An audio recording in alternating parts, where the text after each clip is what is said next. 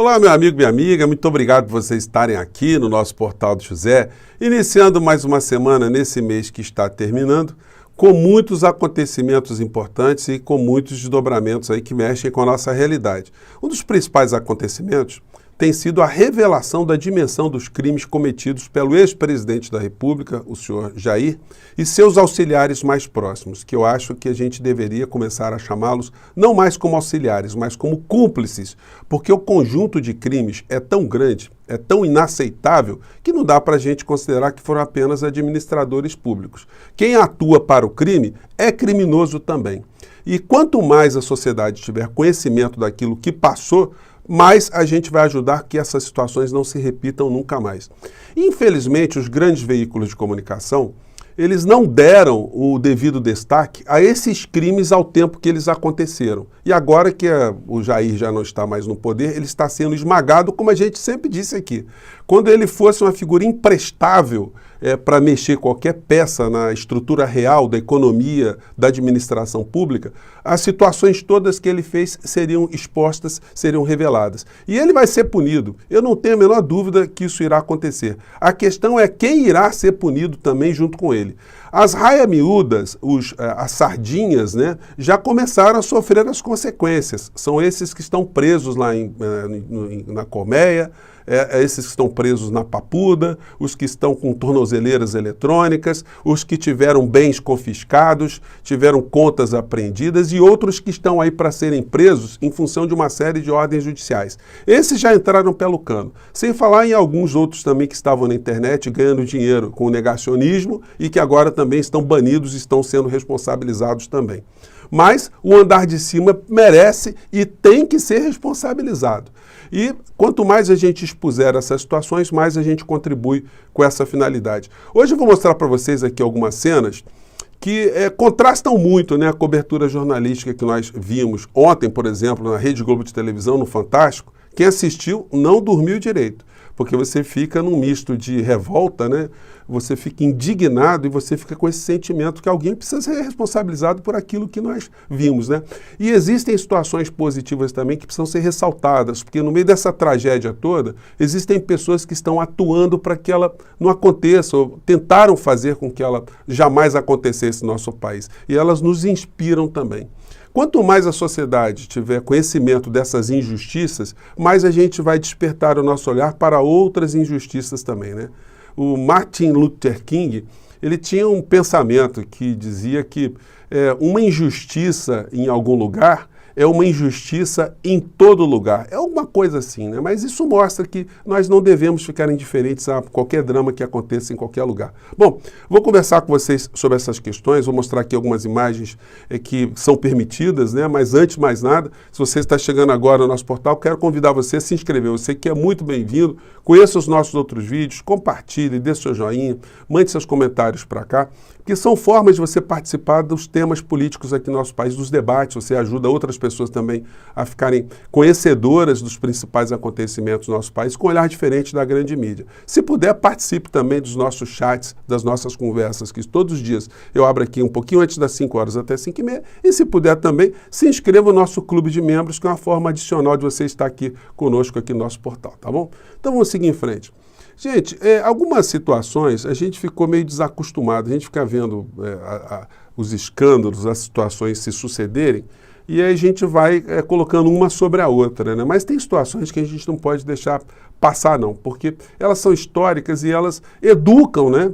Educam o povo, educam a sociedade, educam os administradores públicos, o olhar que eles precisam ter sobre algumas situações. Então a gente abre hoje a página do UOL, a gente vê o seguinte: matéria que, abre aspas, se sua irmã dormir comigo, te dou ouro. Como ocorre o assédio contra os Yanomamis. E aí depois tem várias matérias também vinculadas a essa. Além do abuso, aliciamento é estratégia para garimpeiros entrarem em terra indígena. E por aí vai. E aí hoje também no editorial do Estado de São Paulo, Estadão, eles vão colocando também mais abordagens mais críticas ao que aconteceu no nosso país e cobram também responsabilidades. Isso é muito positivo. A matéria diz: a dimensão dos crimes contra os Yanomamis. Surgem indícios que a catástrofe não foi causada apenas por descaso ou incompetência do governo Bolsonaro, mas por omissões criminosas, fraudes, obstruções e corrupção. Tem muita gente aí que precisa se explicar. Essas concessões, por exemplo, que o senhor Augusto Heleno concedeu no apagar das luzes para mais exploração, mais destruição da região amazônica para se extrair ouro, é um negócio que precisa ser melhor explicitado, né? A participação de toda essa gente aqui, que a gente às vezes fica esquecendo um pouco delas, né? Bom, aí o texto do editorial diz: a tragédia humanitária dos Yanomamis é chocante, mas não surpreendente. Sem dúvida, toda a sociedade brasileira precisa fazer um exame de consciência em relação ao abandono histórico dos povos indígenas. Isso é fato. Mas surgem indícios que o governo Jair Bolsonaro descumpriu deliberada e criminosamente suas obrigações legais para com os Yanomamis. Aí o último parágrafo diz: em 1998, então o deputado federal Jair Bolsonaro fez uma acusação às Forças Armadas. A cavalaria brasileira foi muito incompetente. Competente sim foi a cavalaria norte-americana, que dizimou seus índios no passado. Dizimou seus índios no passado. E hoje em dia não tem mais esse problema. Com a sua pusilanimidade característica, acrescentou: se bem que não prego que faça a mesma coisa com o índio brasileiro. Quem dera, só pregasse e não fizesse. Mas a omissão também é crime, e a dizimação que os Yanomamis foram submetidos sob seu governo não pode passar impune. Bom, então, isso vai mexendo cada vez mais, vai legitimando perante a sociedade esse sentimento de justiça, que a gente precisa enfrentar essa questão e precisa responsabilizar os seus principais atores, né? E ontem, a matéria que nós vimos no Fantástico, ela foi muito contundente, né? Porque ela colocou o nome de Bolsonaro, né? Se você pegar o que aconteceu na época da pandemia, eles não citavam o nome de Bolsonaro, ficava uma coisa meio abstrata, né? Provocava a revolta das pessoas diante do que estava acontecendo, mas não personificava. Isso explica porque ele ainda teve uma viabilidade eleitoral quando ele deveria estar preso já à época. Todos esses crimes que foram apontados pela CPI, que foram segurados ali pelo senhor Augusto Aras, isso vai voltar à tona, porque isso não está arquivado para todo sempre, não. O próximo Procurador-Geral da República tem o dever de pegar todos esses crimes e colocar ali todos os seus responsáveis no banco dos réus. E é o que vai acontecer no nosso país. Percebam só na chamada aqui do Fantástico as expressões aqui que foram utilizadas aqui na apresentação da matéria. Eles falam em crimes, né? E mais à frente eles vinculam os crimes à figura do Bolsonaro. Coisa que, eu volto a frisar, não aconteceu na época da pandemia. Eu sempre gosto de convidar vocês, né? Analisem os telejornais lá para trás. Vocês vão ver a matéria da tragédia aqui no nosso país, vocês nunca vão ver a figura do Bolsonaro ser responsabilizada diretamente. Vamos acompanhar aqui a diferença nessa abertura aqui dessa matéria. Vamos lá. Humanitária em seu próprio território. A reportagem especial de hoje é sobre o socorro ao povo Yanomami, vítima do descaso criminoso de quem deveria protegê-lo e da cobiça de garimpeiros invasores. No último fim de semana, os repórteres Sônia Bride e Paulo Zero foram à terra Yanomami, em Roraima. Testemunharam um cenário desolador. Enquanto as primeiras equipes no local distribuíam alimentos, famílias inteiras precisavam ser resgatadas. Adultos, idosos e crianças em condições dramáticas de saúde.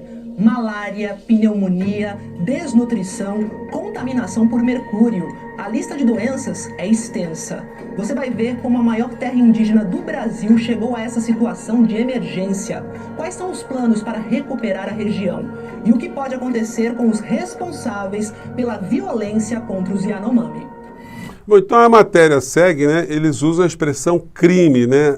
O crime que foi cometido aqui, cometido de uma forma deliberada. E o nome do Bolsonaro vai surgir ao longo da matéria. Eu queria chamar a atenção aqui de vocês por uma situação que passa despercebida, porque em dado momento da matéria, eles mostram uma enfermeira que me chamou muita atenção. O nome dela é Eliane Opochina, que você vê que ela não tem um aspecto assim, muito nítido de uma indígena, mas ela se apresenta, né? Ela corta o cabelo, ela coloca os adereços ali para ter uma identidade maior com os indígenas, para poder ter uma proximidade maior e poder ter mais respeitabilidade, credibilidade junto a essas pessoas. Ela trabalha 10 anos com indígenas, né? E isso passou despercebido. Eu acho que é um personagem que é absolutamente uma pessoa, melhor dizendo, né? Que é inspiradora, porque a tragédia só não é maior no Brasil e no mundo, porque existem pessoas como ela, existem pessoas como você, como eu, que nos mobilizamos, fazemos dentro das nossas atividades alguma coisa contra esse estado de situações, essas situações tão inaceitáveis no nosso país. Então eu gostaria de destacar aqui, ela dando a entrevista aqui, eu queria que vocês observassem bem como ela procura essa identidade com os indígenas, né? A enfermeira, que há 10 anos trabalha com os Yanomami, explica quem somos e por que estamos ali. A gente está vivendo um pesadelo nesses últimos anos, principalmente nos últimos 4 anos, né? É realmente desesperador para nós, profissionais de saúde, trabalhar nas condições que a gente vem trabalhando, tentando salvar vidas com o mínimo do mínimo. Gente, quando a gente vê uma pessoa com essa, como a Eliane Opochina, você fala assim, puxa, ela me representa, ela está fazendo aquilo que eu acho justo, que eu acho digno, que eu acho correto, que eu acho humano, né?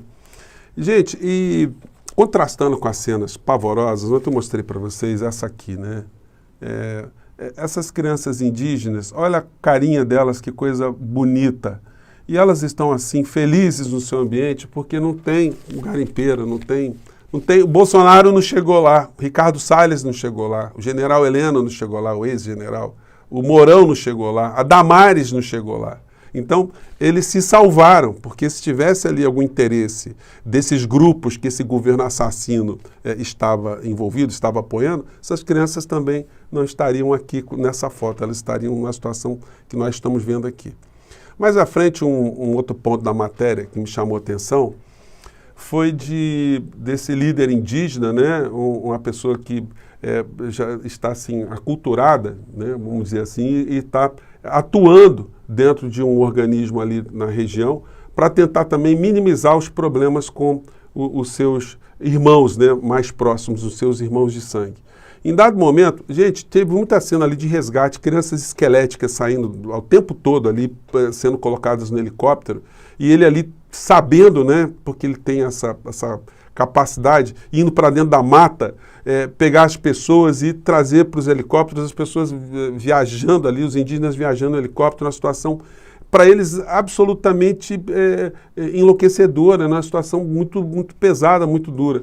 E em dado momento a gente vê essa cena aqui que comoveu a todos nós. Vamos lá. Não chega socorro aqui. Por causa do garimpo. Do carro de garimpo. 7 crianças e suas mães precisam de atendimento médico. Em poucos minutos estão voando, amedrontadas, mas sem reagir. Estão febris. Improvisamos agasalho. Foi muito pesado para mim ver essas situações do meu povo sofrendo perto das nossas comunidades. Gente, eu quando vi ontem essa cena, eu falei, para tudo, porque não dá, né? Foram muitas situações ali, se você não viu, está disponível no G1, é só entrar no site do G1, vou colocar o link para vocês, dá para todos nós assistirmos aqui a matéria completa, né? E essa responsabilização que eles fizeram do ex-presidente da República, que eles não fizeram, volto a salientar, do mesmo modo que aconteceu na pandemia. E aí a gente vai ver na prova do crime, que foi deliberada, quando a gente se lembra, né, desse tipo de situação aqui, ó, o Salles falando. Está muito baixo, não vai dar para a gente escutar aqui, mas ele falando aqui que era para passar a boiada, né? Passar a boiada significa o seguinte, é tirar as regulamentações que ainda estavam travando o garimpo, o desmatamento, os crimes todos, né? E você vê esse time aqui, ó, o Braga Neto, o Bolsonaro, o Mourão, Sérgio Moro, tem aqui o Ernesto Araújo, o Weintraub, o Tarcísio, o próprio Ricardo Salles, ainda tinha o Pedro Guimarães, da Caixa Econômica, né? A Damares. Gente, o time é um time barra pesada mesmo. Dessa gente, o que a gente poderia esperar, senão a prática de crimes contra o povo brasileiro? Então, o nosso papel aqui é jogar luzes sobre essas questões, mobilizar o atual governo para ter uma força total no enfrentamento dessa situação e acabar com esse genocídio, acabar com esse garimpo, acabar com essa história, dar algum tipo de alternativa, impressionar a sociedade, impressionar os criminosos, enfim, resolver o problema. É um problema que tem formas de serem resolvidos, né? Então, uma forma de ser resolvido. Então, é para isso que a gente tem que se mobilizar, é para isso que a gente tem que jogar luzes sobre essas questões todas, tá bom? Gente, eu vou ficando por aqui. O dia hoje nós teremos uma série de situações que eu quero abordar com vocês no nosso encontro mais tarde também, tá bom? Um grande abraço, até mais tarde. Tchau!